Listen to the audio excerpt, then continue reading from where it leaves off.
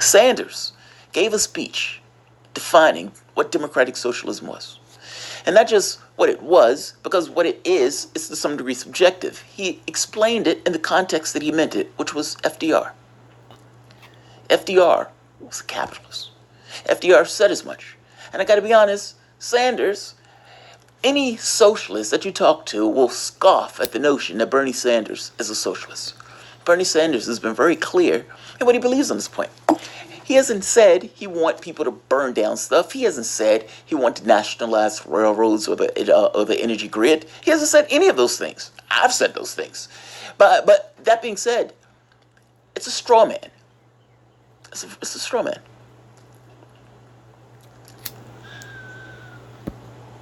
The people of this country can assert that they want a different country.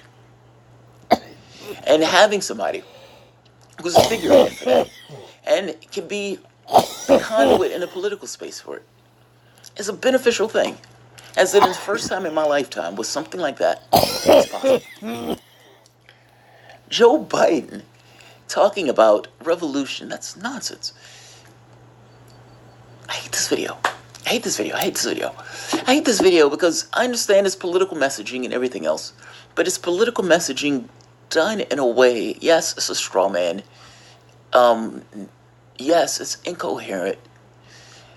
And yes, it misses the point to some way, because there are some people who fall into this notion of apathy. And there are some people who want this thing of revolution. But within the context of that scale, what Bernie Sanders wants is mid-range. They cast him as kind of out there and radical because he calls himself a socialist, and he is to the left of the people in the race, and he is one of those people that actually means it, and he does, when he's talking about Green New Deal, or he's talking about education, or talking about economic, he means it. Everybody knows he means it. Everybody knows he means it. Joe Biden just wants to be president. This part, he doesn't care, which is why this is incoherent. They probably told him the messaging on this. They probably told him to hit this notion of a revolution. They probably told him to scream about centrism and try to change the language of centrism and try to change the way people perceive centrism and all this other stuff and try to use centrism within the context of Sanders. And it came out like this. It came out like this. Joe Biden takes a swipe at Sanders. I don't know how people argue with the political revolution stuff. I mean, maybe from a political stance, you hit it. But think about what you're hitting. Think about what you're hitting. The public itself was so beaten down at the end of the Obama administration that they chose Donald Trump.